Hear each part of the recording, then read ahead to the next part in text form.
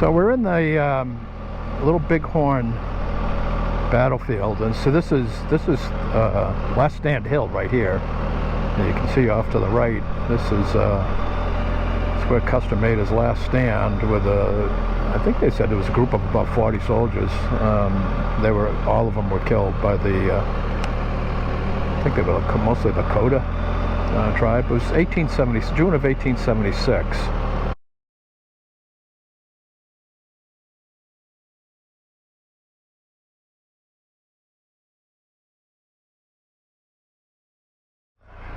It's an unfortunate story. I mean, the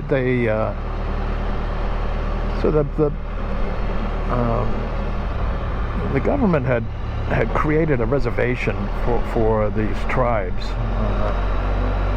and it was in the Black Hills of South Dakota, and they found, and then gold was found in the Black Hills, and so there was a big movement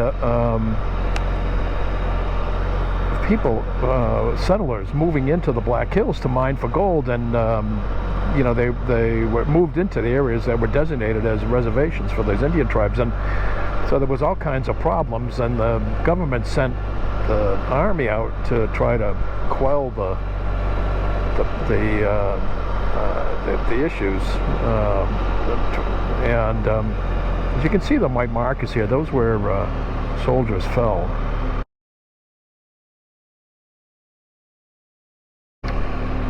But in any event,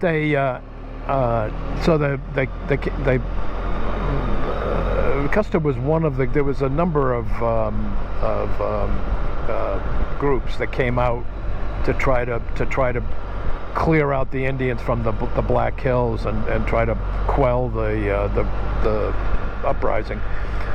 Anyway, Custer was one of those groups, and he saw an encampment down here off to the right along the Little Bighorn River.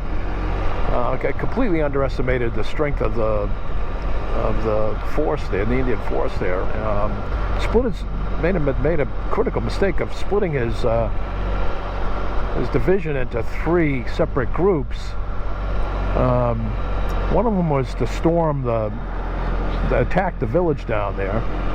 Well, Custer tried to flank it, and actually was chasing some mounted warriors behind me. So it was Reno's force that tried to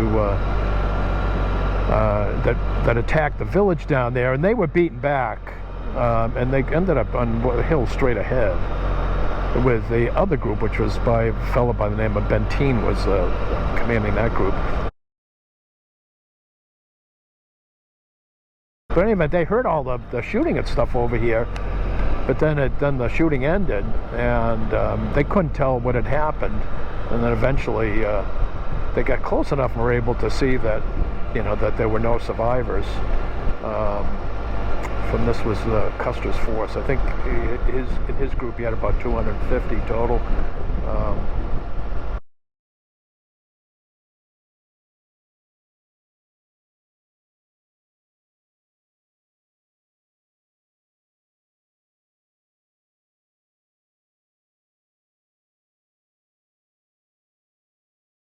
It was critical mistakes made, but probably the most critical was splitting the force into 3 separate groups. You can see all of the markers here of soldiers that fell.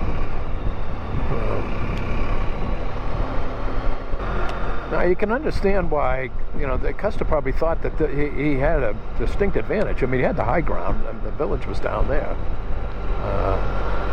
But I suspect that whatever advantage he had by having the high ground, he was neutralized by the fact that he split up his forces, and he completely underestimated the size of the opposing force.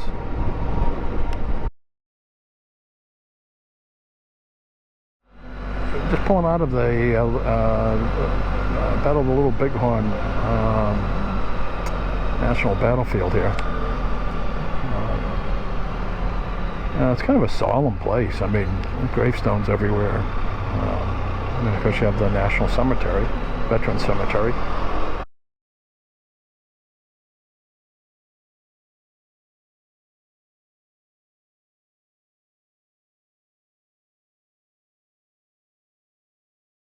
Yeah, very solemn. Hallowed ground.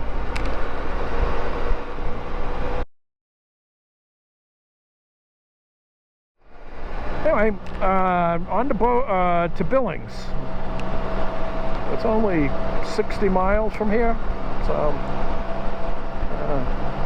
it's just about 10 after 1 right now. So I'll be there shortly after 2 o'clock. Hopefully they'll let me check in.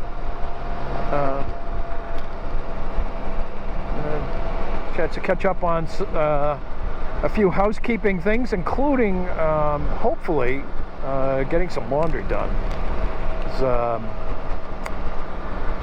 I get all that done before Carol arrives tomorrow. Very much looking forward to having her join me for this trip and this year. I know she's anxious, looking forward to the trip, getting back together.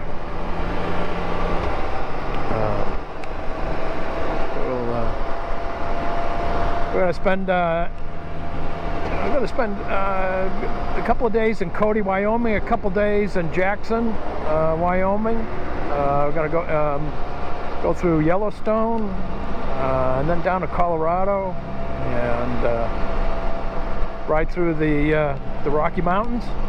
One of the other highlights of the trip is going to be we're going to be celebrating our 50th wedding anniversary while we're on the trip. What better way to do it than on a motorcycle, right? I can't think of a better way, particularly since she's been riding on the back of the motorcycle with me since we've been together, which goes back to, let's see, 54 years, right? Since 1971. So I can't think of a better way to celebrate our 50th wedding anniversary than to go riding on a motorcycle.